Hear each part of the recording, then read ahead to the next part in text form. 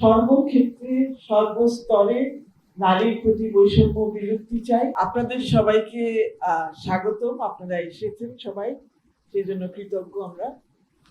আমরা এই কিছুক্ষণ আগেই প্রধান উপদেষ্টার কাছে আমাদের রিপোর্ট জমা দিয়ে এসেছি, আমাদের প্রতিবেদন জমা দিয়ে এসেছি, এবং প্রতিবেদনের কতগুলো সব প্রতিবেদনটা আপনাদেরকে দেখাই। এই যে, তো এটা তো সবটা নিয়ে আলোচনা করা সম্ভব হয়নি, কিন্তু আমরা কতগুলো মূল বিষয় তুলে ধরার চেষ্টা করেছি, যেটা আপনাদের সাথেও আমরা করব। আমাদের কমিশনের কাজটা যখন আমরা শুরু করি, আমরা একটা মূল প্রতিপাদ্য বেছে নিয়েছিলাম। সেটা ছিল যে সর্বক্ষেত্রে সর্বস্তরে নারীর প্রতি বৈষম্য বিলুপ্তি চাই এবং নারী পুরুষের সমতা অর্জনের লক্ষ্যে কি কি পদক্ষেপ নেওয়া যায় সেগুলোকে চিহ্নিত করা। বান্ডেল থাকলে প্রতি সেনমানিতে টাকা বাঁচবে। বিকাশ সেনমানি বান্ডেল কিনে জিতুন প্রতি লেনদেনে। এটাই আমাদের মোটামুটি প্রতিবেদনের মূল বিষয়বস্তু। কিন্তু আমরা এটাও জানি যে নারীর বিষয়টা কোনো একটা খাতে সীমাবদ্ধ না, এবং এটা একটা বহুবিধ খাতের মধ্যেই নারীর বিষয়টা আছে। সেই জন্য আমরা ওইভাবে ভাগ করে নিয়েছি। এখানে আমাদের 15টা বিষয় নিয়ে 15টা খাতে নারীর অবস্থা কি, অবস্থান কি, এবং কোথায় ঘাটতি আছে নীতিতে, কর্মসূচিতে, পরিকল্পনায় বা প্রতিষ্ঠানে, সেগুলো দেখার চেষ্টা করেছি এবং সেইভাবে এটা সাজানো হয়েছে। আমার সহকর্মীরা সেটা নিয়ে বলবে আরো। আমাদের একটা ফ্রেমওয়ার্ক আমরা দাঁড় করিয়েছিলাম, সেটা হলো একদিকে সংবিধান ও আইন, আরেকটা হচ্ছে নীতি এবং নীতি নির্ধারণী প্রক্রিয়া, আরেকটা হচ্ছে বিভিন্ন প্রতিষ্ঠান, রাষ্ট্রীয় প্রতিষ্ঠান, সাংবিধানিক প্রতিষ্ঠান এবং সরকারি প্রতিষ্ঠান।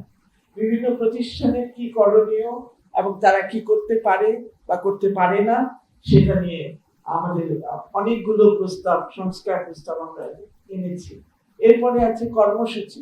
আমরা জানি বিভিন্ন সময়ে বিভিন্ন সরকারের আমলে নারীদের জন্য নানান রকম পদক্ষেপ নেওয়া হয়েছে, নানান রকম কর্মসূচি নেওয়া হয়েছে। তার অনেকগুলো সফল হয়েছে, অনেকগুলো সফল হয়নি। তো আমরা সেটারও একটা বিশ্লেষণ দাঁড় করিয়েছি এবং আমরা সেটা দেখার চেষ্টা করেছি কোন ধরনের কর্মসূচি আসলে দরকার, বিশেষ করে যদি সত্যিকারের সংস্কার আনতে হয় এবং মৌলিক সংস্কার আনতে হয় এবং যেগুলো নাকি টেকসই সংস্কার হবে, সেগুলো যদি আনতে হয় তাহলে কি করতে হবে। এছাড়া সুপারিশগুলো আমরা সাজিয়েছি 3টা ভাগে। একটা হলো যেগুলো আমরা মনে করি এই অন্তর্বর্তীকালীন সরকারই করতে পারবে। এই অন্তর্বর্তীকালীন সরকার একটা ঐতিহাসিক কি বলবো প্রেক্ষাপটে আছে এবং তাদের অনেক সুযোগ আছে অনেক কিছু করার, যেটা নাকি রাজনৈতিক সরকারগুলো করতে পারে না। নানান কারণে, রাজনৈতিক বিভিন্ন স্বার্থের কারণে তারা করতে পারে না। এই সরকারের কোনো স্বার্থ নাই, সেই জন্য এই সরকার অনেকগুলো জিনিস করতে পারবে। আমাদের বিশ্বাস যে আমাদের যে আমরা প্রতিবেদনটা জমা দিয়েছি সেখানে 433টা না 433টা সুপারিশ আছে সব মিলে বিভিন্ন খাতে। তো আমরা মনে করি 433টার মধ্যে যদি 200টাও হয় তাহলেও কিন্তু আমরা অনেকটা এগিয়ে যাব।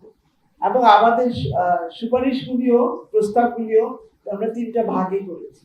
একটা হলো যেগুলো আমরা মনে করি এই সরকার অন্তর্বর্তীকালীন সরকারের সময় করা সম্ভব, অর্জন করা সম্ভব, বা অন্তত শুরু করা সম্ভব, সিদ্ধান্তটা নেওয়া সম্ভব, নির্দেশটা দেওয়া সম্ভব। দ্বিতীয়ত আমরা মনে করছি এরপরে যে সরকার আসবে, 5 বছর মেয়াদী সরকার হোক বা 4 বছর যেটাই হোক, সেই সময়ের মধ্যে কি করা যায়, তো সেটাকে আমরা আলাদা ভাগ করেছি।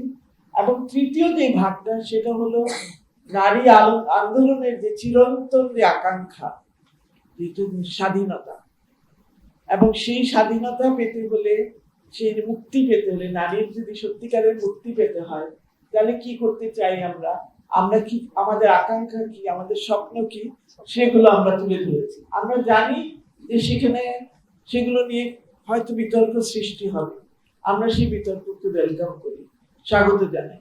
কারণ আমরা মনে করি এখন 2025 সাল, হাই টাইম যে এগুলো নিয়ে জনপরিসরে আলোচনা হোক, বিতর্ক হোক, জানাজানি হোক, মানুষ জানুক নারী কি চায়।